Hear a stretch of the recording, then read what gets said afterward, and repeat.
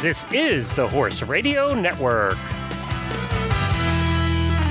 This is episode 887 of Horse Tip Daily. A different horse tip, a different equine topic, a different equestrian expert every day. Horse Tip Daily brings the world of equine knowledge to you, one day at a time.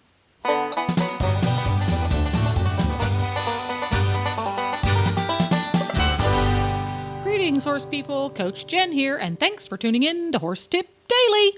Today's tip is an excerpt from thehorse.com's weekly horse health report on horses in the morning. The Hit'em crew is joined by thehorse.com digital editor Christy West and Martin Nielsen to talk about one of our favorite topics, worms. And we'll get right to our tip after this shopping tip from equestriancollections.com. Hi, Glenn here with the Horse Radio Network, and I am here with Debbie with the Equestrian Collections Product of the Week. Hi, Glenn. This week I'm featuring a product that I love. It's called the Nunfiner Pirouette Girth. And this is a dressage girth. And the reason I'm featuring it is because my boy, as everybody knows, he's a gypsy. And I have been through he's wide, and I have been through many, many girths. He would always actually, put his ears back and be a little bit girthy. And so I tried a different girth, and I'd have the same problem. And I stumbled across this one, and I got it and tried it. And I'm telling you, it has made... It was immediate. He has not been girthy since. I got another one for my sister for her birthday for the same reason. She has a big drum there. Same thing. Minute we put it on, the girthiness stopped. So I said, you know what? I'm going to tell other people about this girth. Nunfiner is a great product line. You absolutely cannot go wrong with them. And I completely recommend this Nunfiner Pirouette girth. My friend Stephanie also uses the other Nunfiner girth, and she swears by that too. So if you're having some girthing problems, I would say take a look at the Nunfiner line of girths. You will not be sorry. And you can find them at www.equestriancollections.com.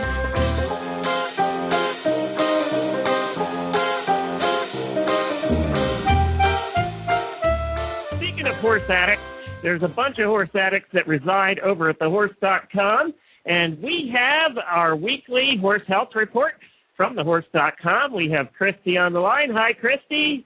Hi, Glenn. How are you doing? We're doing great. We're just talking about horse husbands today, and it's appropriate that you come on wanting to talk about worms. Are you saying? Never mind. I'm going to try not to go there. We do have a fun show today. We've actually got an extra guest with us today. We've got Aaron Denny Jones, as usual, but we also have Martin Nielsen from the University of Copenhagen in Denmark. We have an international segment today. Martin, can you tell us a little bit about what you do over there?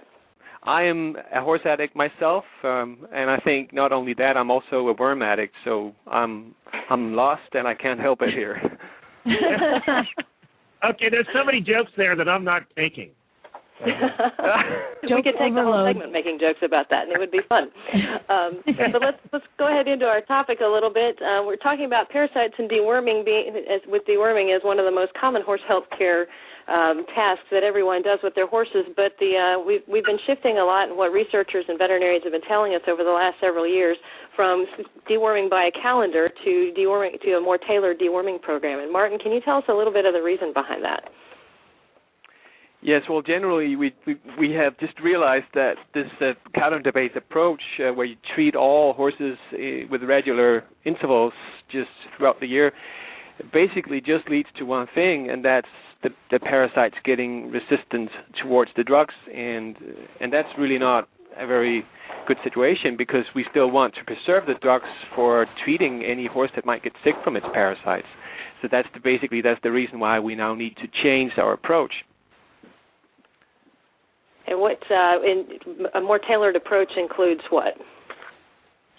Well, through studies we've done, we've realized that, well, first of all, parasites are really just a natural thing. All horses have parasites. They all get them. They all get exposed to them, and it doesn't mean that they all get sick from them. And I think we should get used to that thought. That's probably one of the paradigms that needs to change, that worms are not bad, and we can't get rid of them. We've tried that for 40 years, and they're still all here. But what we found out is that there's huge differences between horses. Some horses just barely get any parasites at all or get very few, and then a few horses get a lot. So some horses need fewer treatments than others, and there's no need to waste a lot of drugs on a horse that manages its parasite burdens very well itself. And we used to say that 20% of the horses harbor 80% of the parasites. That means that the large majority of horses actually don't have very many parasites, and they don't shed very many eggs. So they're able to control their worm burdens. Just genetically, they have a better ability to do that. Yes, there's definitely something genetic in this. There's also just the immunity that develops to the parasites. The horse still get parasites, and as I said, it's just natural. What can make a horse sick is if it gets in too many parasites, and that is still the rare event. So we just need to get used to the fact that the parasites are there, and what we should be doing is to prevent a buildup of large burdens that eventually might lead to disease. So how do we know if a horse is carrying a high parasite burden?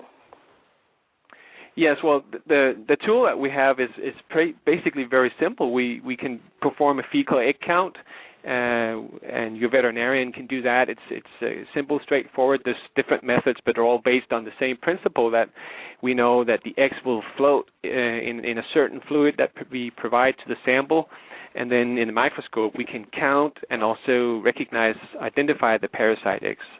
And then we know from the count number whether the horse will be a low shedder, intermediate shedder, or perhaps one of these few criminal high egg shedders that we definitely need to treat. It doesn't mean that the horse with a high egg count is more likely to get sick. Usually, that's my experience, it's almost always the most fatty pony in the herd. But it's shedding a lot of eggs out into the environment, which might lead to a buildup that could cause disease in other horses. So parasite surveillance through fecal egg counting in adult horses we recommend twice a year before and after the grazing season. Very good. Now, and you use those fecal tests to tell you how often you should deworm those low, moderate, and high egg shedders, correct? Correct. With one of these constant high egg shedders, that's typically a horse that if you do a fecal egg count every 6 months and you treat that horse accordingly, and 6 months later you go back and it's then just as high again, those horses could need a more aggressive treatment, or you could use a drug with a more prolonged efficacy, while other horses don't need so many treatments or don't need as prolonged efficacy drugs.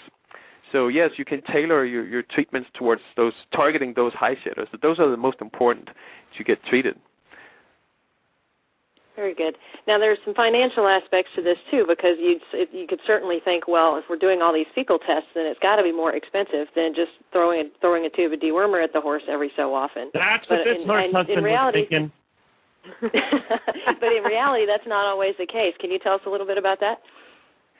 Well, it's also a cost to just throw in dewormers in them every other month or every 6 weeks, as many people do around Kentucky, and especially if you never test if that drug works at all anymore. I mean, that in many cases it might not work, and if you don't perform any test of the efficacy of the drug, you're just wasting money and you're wasting medicine, and you're living on a false sense of security that you think that you have control over the parasites, and in reality you have not.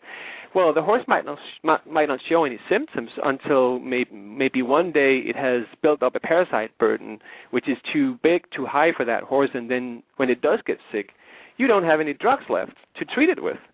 So that might be very expensive, because in that scenario you might end up just losing that horse, because we don't have any new drugs coming into the market. So we have the same drugs we've had for 25, 30 years, and if we don't slow down the treatment intensity and reduce the treatment intensity and slow down the development of resistance, we might end in that situation. We've had it already with the sheep industry and goat industry, also in the U.S., that there's multi-drug resistant worms on the farms, no drugs left working, and that's simply not a scenario we would wish for in the horses. So yes, it might cost some to pay for the fecal egg counts, but you also pay for a lot of extra treatments that for many, many horses, for the large majority of the horses, it's probably not necessary at all. So you also save money if you perform surveillance.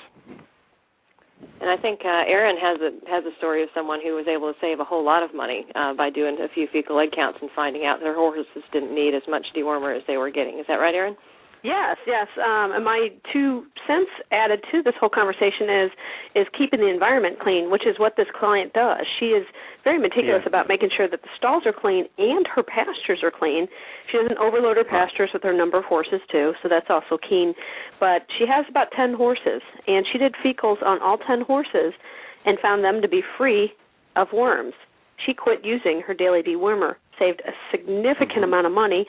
We're going to test her again this month, and I would bet you any money that they're all going to be free of worms, and she won't be using any dewormers. Healthy for the horse. Exactly. And this, it's a perfect example, I can give you lots of similar examples from just around where I work. I know many people who, with greatest enthusiasm, do perform what we call pasture hygiene, so go out and pick up poop on regular basis during the grazing season, particularly those with small-scale horse herds. I mean, if they have 100 horses, it's a different scenario, but if they have a few, it's really doable.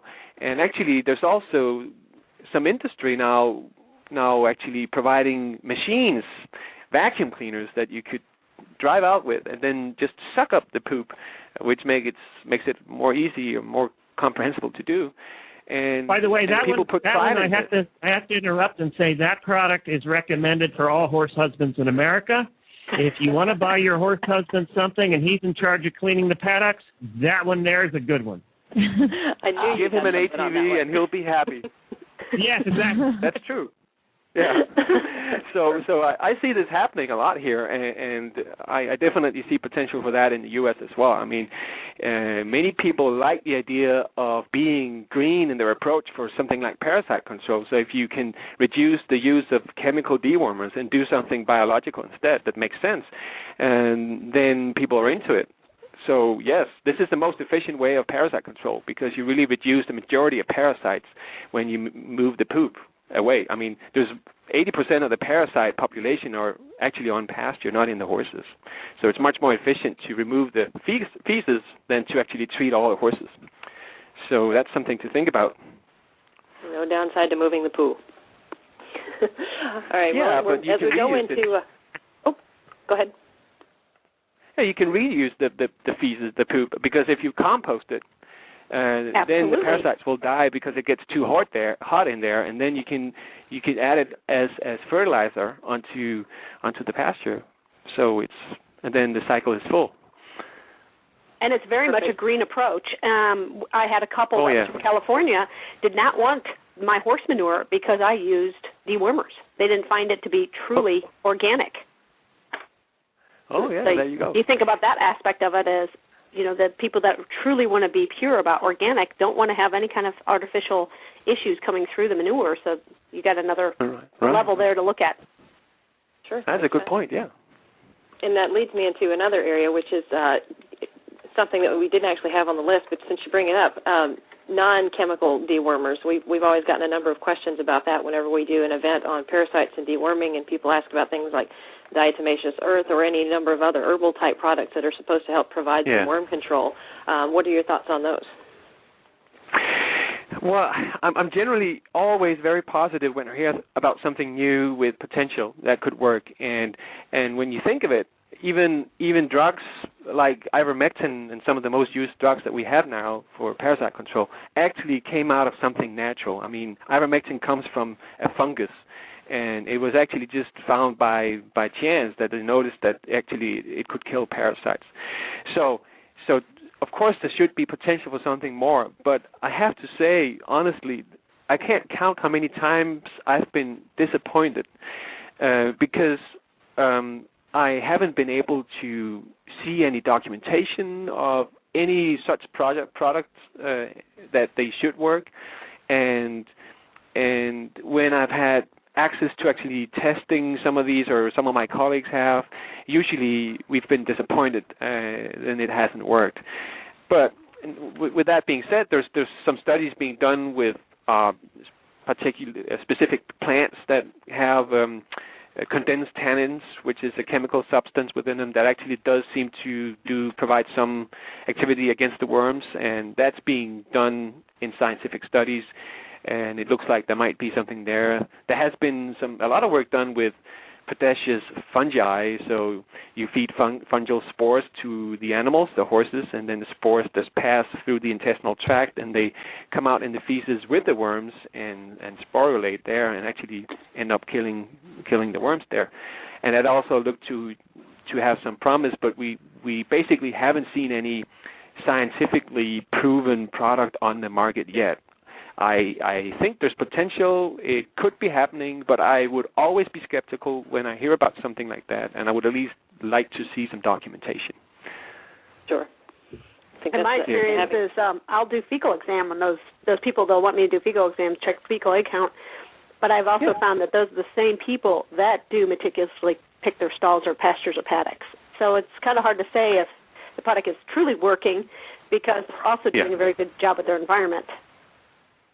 Sure. Yeah, and then you would need a control group, an untreated control group, in order to be able to actually conclude anything. And usually that's difficult with a client because they want their animals treated. But yes, taking some fecals and run some post-treatment samples is definitely a good idea if you want to try one of these products. And that's something I would recommend to the listeners. If you have something like this, whatever feed additive it could be, and you're wondering if it has any activity against the parasites, have your vet run some post-treatment fecal samples and see if it does anything. That's a good suggestion. Mm-hmm. Very good. We touched a few minutes ago on composting and heat related to killing parasites, and since we're coming into winter, we have a whole lot less heat. How does that affect parasites in horses? Well, yeah, that's a very sensible question that I often get, and there seems to be a misconception that there's something called the killing frost. You often hear about that. There might be a killing frost. It might kill other things, but definitely not the parasites. So the stages that we have on pasture, particularly the eggs that are being shed in the fall, and also the larvae that do develop from these eggs, they have been shown to be very, very resistant to frost. They actually love the freezing, and it just preserves them and keeps them alive in a dormant stage until the following spring, especially in areas where we also get snow cover. So if you get constant cold weather with snow cover, and the horses have been grazing late in the fall on that pasture, you can count on that pasture being contaminated with parasites the following spring. And you might think about which horses you then turn out on that pasture. If you have foals, newborn foals, for instance, you might want to use another one for those. All right. Hey guys, we're plain running out of time. We have now become the first morning radio show to talk about poop, fecals, and wormers for our 20 minutes, and our audience was enthralled. That has to be a first on morning radio. Does it get any better than that? I'm just saying. Everybody that was having their coffee and eggs this morning. But you know what? That is true. Only horse people would listen to this and be as enthralled as Jamie and I were in the mornings over breakfast, and wouldn't find that a problem. You're right. Only in the horse world, and this is why we have so much fun being in the horse world. We can talk about these. That's true. Thank you, everybody. Thank you, Chris. Well, there you go. To listen to more of thehorse.com's tips, just go to horsetipdaily.com and look for the experts drop-down menu on the left. And if you loved listening to the Horses in the Morning gang putting in their 2 cents on all things horse, you can tune in every weekday at horsesinthemorning.com for fascinating interviews, news stories from around the world, clever contests, and general horsey hijinks. And you can now have all of your Horse Radio Network shows with you wherever you go with our new free app for iPhone and Android. Just go to your app store and search Horse Radio Network. And don't forget to support our sponsors here on Horse Tip Daily, because they really do make these podcasts possible. Today's podcast has been brought to you through the generous support of EquestrianCollections.com. The Horse Radio Network and the Horse Radio Network hosts are not responsible for statements of guests or their opinions. Use your own judgment when listening to the tips provided by the experts on Horse Tip Daily.